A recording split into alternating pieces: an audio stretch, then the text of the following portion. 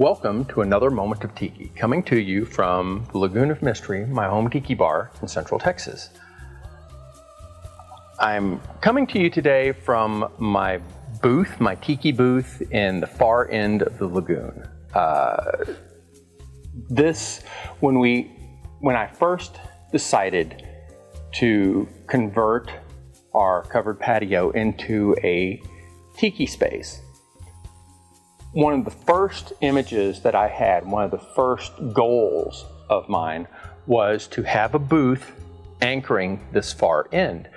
And as part of that vision, I imagined it sitting upon a floating deck at the far end. Now this was, 2017 or so, and I did not expect to begin any of that for several years. At the end of 2017, however, a Fuddruckers restaurant in Houston closed and placed several of their booths for sale on Craigslist at a price that was less than what it would cost me to purchase the lumber to build it myself. So obviously I couldn't pass that up. Made a trip to Houston, purchased the booth, brought it back over here, and over the course of several months, reworked it and tiki-fied it to a certain extent. And it's been here ever since. However, the deck part had to wait. Recently, I decided that it was time to work on the deck, but before I could launch into that project, there was the issue of the concrete. The concrete on this section of the patio was actually an addition that was added around 2005 by the previous owners. And when they put the concrete down, instead of staining it or anything permanent, they just put a coat of paint on it. And over the years, that paint has worn away, flaked away, and the end result was that it looked pretty crummy. So I knew that before I could tackle building the deck, we were going to have to address the hideous concrete. So lo and behold, about a month ago, I took on that project, and if you follow along, you will see how that transpired. To remove the bulk of the old concrete paint, I used a pressure washer. This was a time-consuming process. I also tried paint stripper on some stubborn areas, but the pressure washer proved to be more effective overall and far less toxic.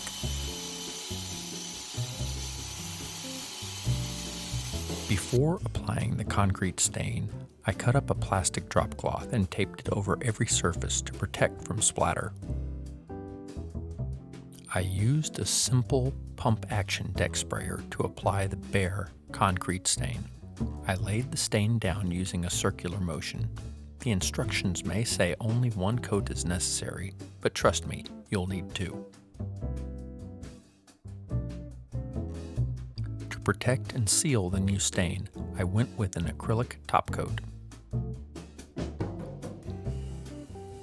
To ensure an even application, I applied the acrylic concrete sealant with a roller. This gave me more control than the pump sprayer and allowed me to keep close track of how much sealant I had left. The application went surprisingly quickly, and I did not have to worry about splatter as I laid it on. I opted for a glossy finish to simulate a wet look on the golden sand-colored stain.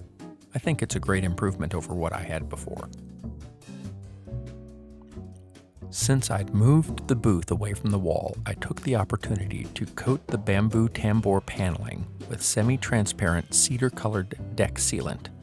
I hadn't planned on this, but it made sense to do it now. So to build the floating deck, I have 3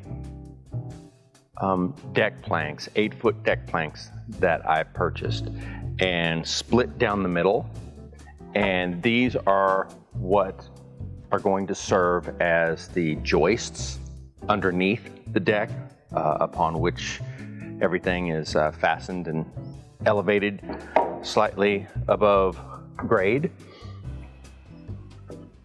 to ensure that these stay in as good condition as possible and aren't degraded by mostly moisture, not rain, but water and dampness and humidity, which could get into the wood and cause rot. I'm using a deck sealer on these and just going to coat every surface to increase its durability and ability to withstand moisture penetration. I have put the floating deck together in a dry fitting with everything positioned. I'm using these nails as spacers to ensure that there is a 1/8 inch expansion gap between each of the deck planks. I've taken blue tape and measured out the footprint the booth will have on the floating deck once everything is assembled and put into place. Now, you'll see that the deck projects out quite a bit, and I don't want that pointed end jutting out into the potential walkway. So what I'm doing is going to cut the section of the deck here, and I'm using a pencil and I'm sketching it out. I want it to be organic, flowing, rounded, so it kind of curves in and out like a wave, kind of to reflect the oceanic lagoon aesthetic that we have going on here. I used a jigsaw to cut the deck planks along the curved waveform pattern. Make sure to wear eye protection and support the lumber as you trim it. I've said in previous episodes that beveled edges give projects a finished, professional look. This deck was no different. I used my router with a rounded over bit to bevel the edges where I'd made the waveform cut. This is a quick and easy detail to make. Once the routing was completed, I used a sanding block with 220 grit paper to smooth out any ridges or rough spots along the bevel.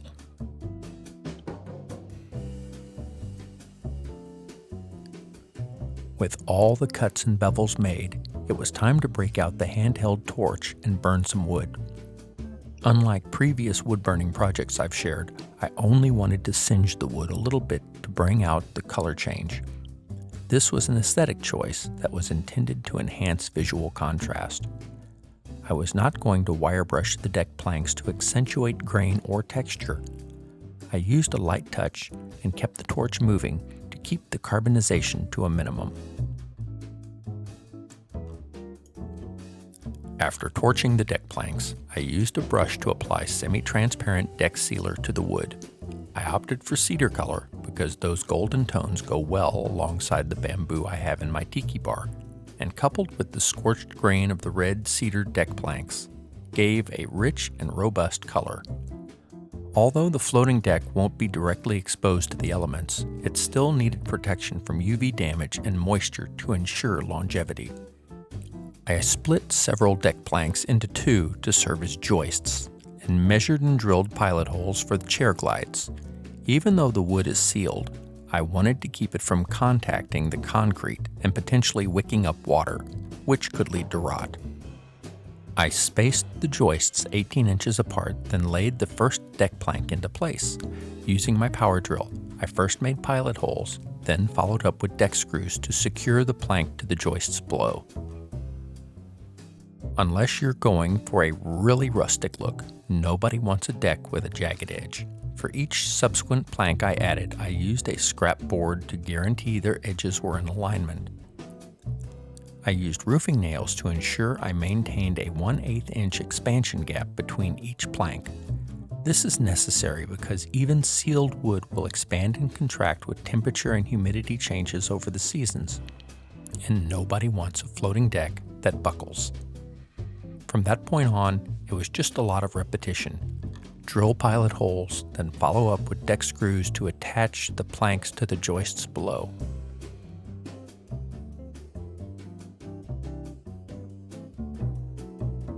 With the deck in place, all that remained was to use a dolly to wheel the booth sectionals back into position. They're big, heavy, and unwieldy, especially since I've added the doors to the back sides. And moving these by hand is no fun, I can assure you. Sliding across the concrete is also a great way to scuff up a brand new surface. No thank you. Once the 3 sectional pieces were in place, I installed each seat cushion in turn. Finally, I added my custom-made booth table. And there you have it, the creation of a floating deck. I'm not going to lie to you folks, I am exceptionally pleased with the way this turned out. It's one of the few times I've started a project that pretty much completely matched the vision that I had for it in my head. You look at it, the biggest thing that it conveys is intent. Before, when I had the booth here, the booth looked like, okay, it put there because it fit. The floating deck ties it together. The floating deck is intentional. The booth fits on the floating deck, intentional. And on top of that, it conveys a sense of transition. If you're familiar with Tiki, or even if you're not, transition is a big component of the Tiki experience. You transition from the real world to the fantasy escape. If you go to professional tiki bars, commercial tiki bars, from the Mai Kai in Fort Lauderdale to the Alibi or the Hale Pele in Portland, Oregon, or any of these other, you'll see that there is a room, a space, a bridge that is transitory. So you can move from the real world into the escapist fantasy world of the interior tiki bar. And within a tiki bar, there are transitions from one room, one experience to another. And that is what this does. The deck is not very high, it's 3 inches above the grade, but it changes from the concrete, which is sand colored, beach theme matching the bamboo on the walls, to a darker burned, more experiential bamboo. And it's a small thing. Most people probably won't notice. But for me, it is the execution of a vision. And I'm really happy with the way it turned out. It complements the booth that I've made, that I've tailored here quite well. It matches in with my bamboo screen and the jade tiles. And the whole corner here, anchoring the Lagoon of Mystery, is something I'm just giddy about. I had a vision, I executed it as best as I could, and here I am at the other end of it, and it matches what I had aspired to.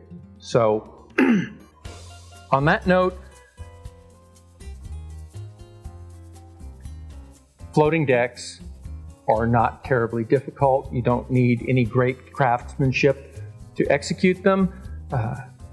Use a jigsaw, use a ruler, use a drill with several bits, blowtorch if you want the scorched effect like I did, paintbrush, and you're golden. It did not take a whole heck of a lot of effort, a whole heck of a lot of skill to put this deck together, and it looks fantastic. So don't let not ever having done something before discourage you from attempting it, because the payoff is there. So until next time, in the Lagoon of Mystery, aloha.